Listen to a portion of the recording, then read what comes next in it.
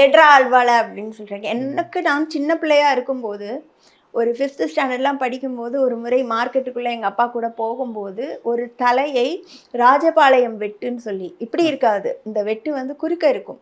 ராஜபாளையம் வெட்டுன்னு சொல்லுவாங்க.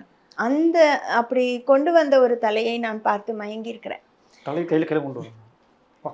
ம். ஸோ, அது வந்து கொடூரங்கள் மத்தியில வந்து ஒரு பூ பூக்குமா அப்படின்னா தெரியல. அது ரொம்ப கஷ்டம். அந்த மனோபாவம் ஒருத்தரோட நீங்க மாற்று கருத்து உள்ளவங்களா இருக்கலாம். மாற்று கருத்துக்களை எப்படி எதிர்கொள்றது? மாற்று சிந்தனைகளை எப்படி எதிர்கொள்வது? அப்படிங்கிறது வன்மம் சார்ந்ததா இருக்க வேண்டிய அவசியம் கிடையாது. ம், ம். ஆனா, இங்க வன்மம் சார்ந்ததா இருக்கிறது தான் இங்க இருக்கக்கூடிய பெரிய துரதிர்ஷ்டம். சினிமாக்கள்ல நீங்க கமர்ஷியலிசம் அப்படின்னு பார்க்கும் பொழுது, இப்படி யாராவது ஒரு வில்லன் குறிப்பா சாதிய பரிமாணத்தோடு வரும்பொழுது, அதுக்கான இன்டென்சிட்டி கூடுது. ஏன்னா, ம், ம். எல்லோரும் அதோட கனெக்ட் பண்ணிப்பாங்க. எந்த சாதியோடு அவங்க ரிலேட்டபிளா இருக்காங்களோ, அந்த சாதியோட கனெக்ட் பண்ணிக்கக்கூடிய ஒரு கூறுகள் இருக்கு. கிட்டத்தட்ட பொதுவா அது அவங்கள ஹீரோயிசமா ஆ காமிச்சுக்கிறதுக்கும் பயன்படுது. அது வில்லனிசம் இல்ல. அதுதான் ம். ஹீரோயிசம் இங்க தமிழ் சினிமால. அதுதான் இங்க இருக்கக்கூடிய மிகப்பெரிய கொடூரம்னு நெனைக்கிறேன். கலை வந்து அப்படி ஆயிருக்கவே கூடாது.